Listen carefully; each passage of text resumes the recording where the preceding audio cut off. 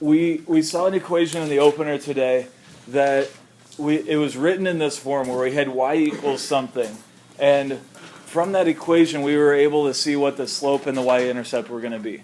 So what we're going to talk about now is the equation of a line in what's called slope-intercept form. That's written at the top of your notes. And what I want you to do all the way at the top where it has the big y equals, write this equation down. Y equals mx plus b. Where do you want that?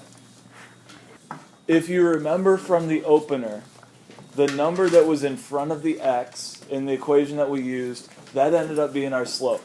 So if you notice in this equation right here, in front of the x, we've got that m. What does m stand for in math? Math. Stands for slope. Okay, so in slope-intercept form, the m is going to be multiplied by the x. It's going to be the number in front of x. So I want you underneath that m, just real small, you can write slope. So that you remember that m stands for slope for a line. Now that other number in the equation that we had in the opener today, that was our y-intercept. So we're gonna use a different variable here, a different letter for y-intercept, and we're gonna call that b. So this b right here, that's gonna be the y-intercept, and I want you to write that underneath the b. So anytime we have an equation that's written like this, y equals something times x plus something else, we're going to have the slope being multiplied by x, and we're going to have the y-intercept by itself. It's really important to notice that in this equation, x is being multiplied by the slope, b is by itself. It's what we call a constant. A constant is just a number. So the slope is being multiplied by x, and the b is a constant. It's just a number. And so we're going to use this to identify what the slope and the y-intercept are. And then like we were doing earlier this week and last week, we're going to take the slope and we're going to take the y-intercept and we're going to graph the line. So rather than go through and do all of the work for a function table, we're going to be able to graph the line with just a little bit of information. So what we're going to do today is we're just going to look at a few examples. We're going to look at an equation, figure out what the slope is, figure out what the y-intercept is, talk about how we would graph it, and move on. So on this equation here, you've got the equation in front of you. What is the slope going to be? The slope is the number that is what? Multiplied by x. What number is being multiplied by x here? The 3. So our slope is the number that's multiplied by x. That's going to be 3. Now we'll come back to that. We're going to need to use that when we graph it. But for now we'll just say the slope is 3. The y-intercept is the number that's by itself. So what number is by itself here? The -5. Now why do you say -5? Because it got a minus. Yeah, because it's got a minus sign in front of it. So b, which we call our y-intercept, is going to be -5. Now that we know what the slope is and what the y-intercept is, I know enough about the line that I can graph it right now. So let me ask this. What does the slope tell us about a line? It tells us two things. It tells us how, starts with an S, steep the line is. And it also tells us what direction the line is going, right? So the slope tells us how steep it is. It tells us what direction it's going, but it doesn't tell us where to start, does it? Okay, what does the y-intercept tell us about a line? It tells us where the line does what? Crosses the y-axis. So this y-intercept here gives me a starting point. It tells me where it's going to cross the y-axis. So I'm going to start graphing by graphing the y-intercept. So if the y-intercept is -5, where do I go? Brianna? You just did it in your paper. Down 5. Yeah, we go down 5. I called on you because I saw you do that. So it's kind of hard to tell here. Let me highlight it in a different color. The y-intercept. So the y-intercept is where the line crosses the y-axis. So what we're going to do is we're going to find the y-axis and go to -5. -5 would be down 5. From there, we're going to do our slope. Now, what is the slope formula? What over what? It's rise over run. So we have another little problem here. The problem is we have a rise, but we don't have a run. So how do I fix that? Put a 1 underneath. Put a 1 underneath it, exactly. So instead of writing just 3, we're going to write it as 3 over 1. That way we have a rise and a run. And so I can start at this starting point right here at the Y-intercept. And how do I graph the slope then? I'm going to rise 3, because 3 is the top number, and then I'm going to run 1, and I get another point right here. So starting at my Y-intercept, I rise 3, I run 1, and I get another point. Now that I have 2 points, what can I do? I can connect the dots. I can draw the line, right?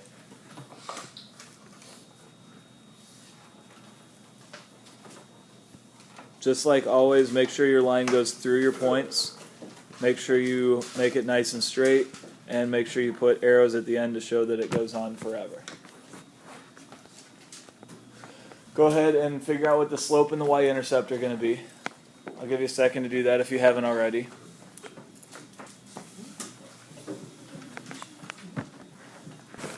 So the slope is the number that is being multiplied by x. So what's the slope in this equation going to be?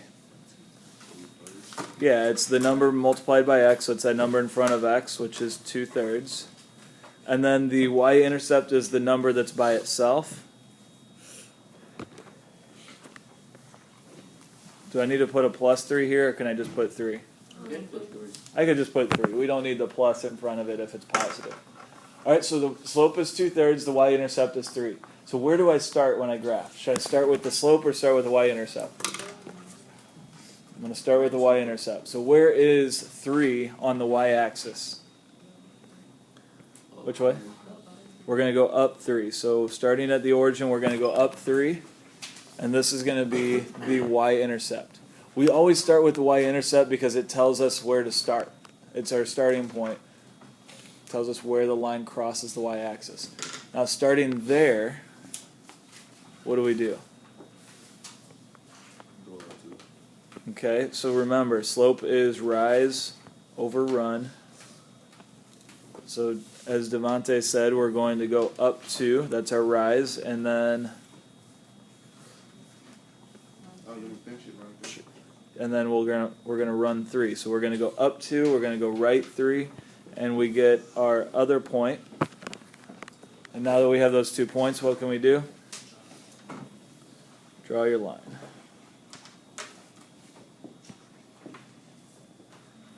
It's a lot easier than making a big function table, isn't it?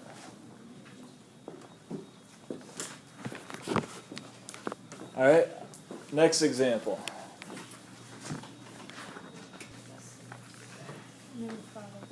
-5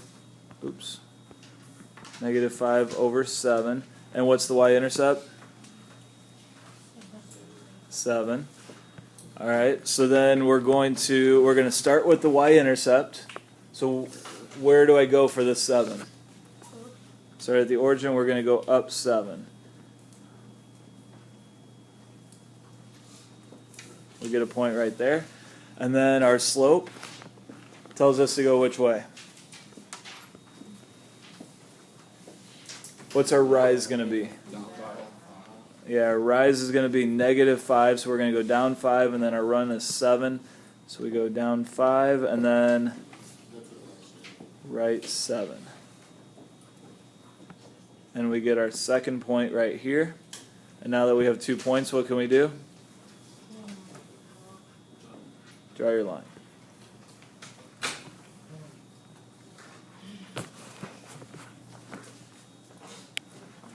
Okay with that one? All right, what's the slope on this one? What's the number that's being multiplied by x? 0? 1. 1. Why is it 1, Claire? I don't know. Yeah, you do. If there's no number in front of a variable, what number can you put there? You can put a 1 there, right? So the slope is going to be 1. But remember, when we do slope, we want rise over run. So I'm going to write it as 1 over 1. So not only do we put the 1 there in front of the x, because it didn't have a coefficient, We'll also put the 1 underneath it so that we have a rise and a run. And then the y-intercept here is what? -1. So I'm going to start there. Where is -1 on the y-axis? Go down. Down 1. And then for our slope, we're going to rise 1 and run 1. So as Nate said, we should go up 1 and right 1, and we get another point here. And I want to show you guys something real quick. If I start at this point and I do the same thing, I rise 1 and run 1, where am I going to end up? Rise 1, run 1, right here. And then I do it again, and if I do it again, and if I do it again, what am I getting here? I'm getting a straight line. So we've been graphing the slope one time, but you can graph the slope as many times as you can fit on the coordinate plane, and they're all going to be in a straight line. And in fact, instead of going up 1 and right 1, I could go down 1 and left 1. So I could go -1, -1, and I'd get another point that's in the line over here, another one here. Okay, now you don't have to do that. I'm not going to say that you need to plot 18 points to get your line. 2's enough. And don't forget your arrows.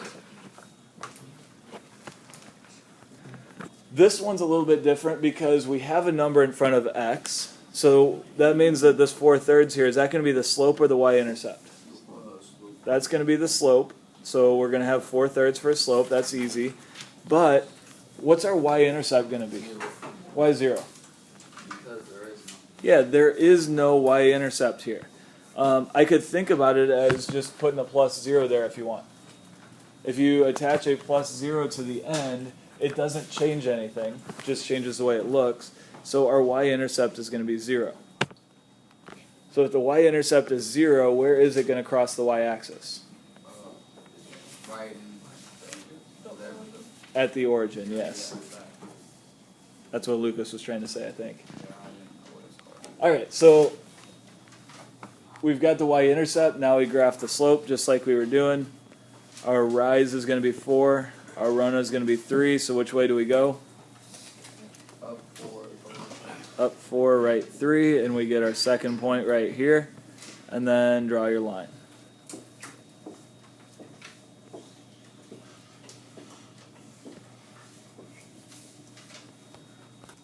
This one's different because there's no x in it, right? Okay, so is this 1 here, is that going to be our slope or our y-intercept? Lucas? That's going to be our y-intercept. Okay, remember, and this is where it's really important to remember this. The slope is the number that's being multiplied by x. The y-intercept is the number that's by itself. Well, in this case, the 1 is by itself. There's no x with it. So that's going to be the y-intercept. So then what's the slope? It's going to be 0 over y. It's going to be 0, yes. So again, there is no slope, so we could think of this as a plus 0x if we wanted to. Because remember, the slope is the number being multiplied by x, so if we add on a term here to kind of help us out, that tells us the slope is going to be 0. But since we want to rise over run, we're going to do 0 over 1. So would that be? Where is 1 going to be on the y-axis? Okay, good. So start at the origin and go up 1. And then for our slope, we want to do a rise of 0. So which way do I go? Yeah, I don't go anywhere. And then I run 1, so which way do I go? I'm going to go to the right one. So I get my second point right here. So what kind of line do I get when the slope is 0? Atlas? What kind of line do I get when the slope is 0? I thought you said it, Atlas. Maybe not. It's not undefined. The slope is 0, so what kind of line is it? Horizontal. A horizontal line is a line that goes left to right. This equation's different because why? Got 3 numbers. It has 3 numbers. It has a number in front of the y. So I want you guys look up at the, well, I'll write it down here. The equation that I gave you at the very beginning was y equals mx plus b. Is there a number in front of the y here? No. You're not allowed to have a number in front of the y. The y has to be by itself here for this to work. So what'd you say, Lucas? Well, we can't just scribble it out. The 2 does something, so how do I get rid of it, Jake? Exactly. We're going to divide by 2 here. So just like we solve any other equation, we would divide by 2 here. So to get rid of the 2, we divide by 2. But over here, I have to divide everything by 2. So I'm going to divide this by 2, and I'm going to divide this by 2. When the 2's cancel here, what's going to be left by itself? The y. And then the 6 and the 2 here are going to become what? What's 6 divided by 2? That's going to be 3, and then we have the x on that term. And then how about the negative 8 divided by 2? That would be a minus 4. Now we have y by itself, and since y is by itself, I can figure out what the slope and the y-intercept are. What is the slope going to be now? The slope is going to be 3. Remember, that's the number in front of x. So it's going to be 3 or 3 over 1. And the y-intercept is going to be negative 4.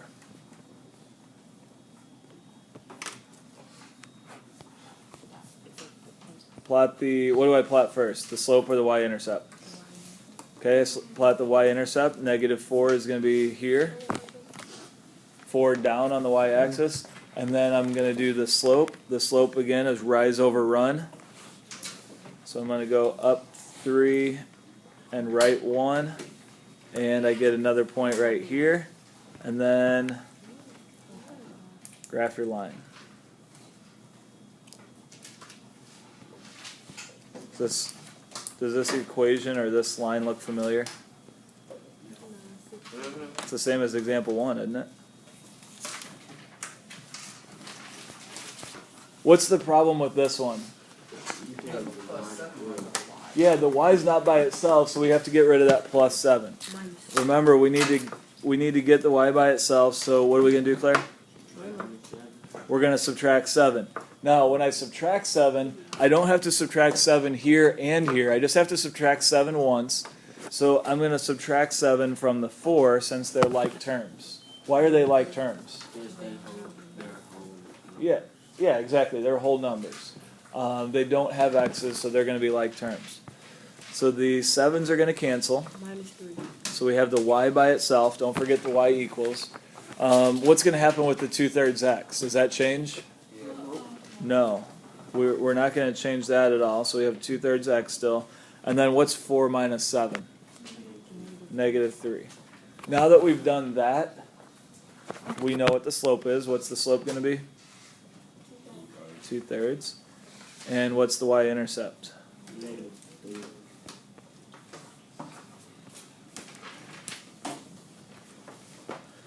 So we plot the y-intercept by going which way? Down 3. Then we plot the slope by going up 2 and right 3. And graph the line.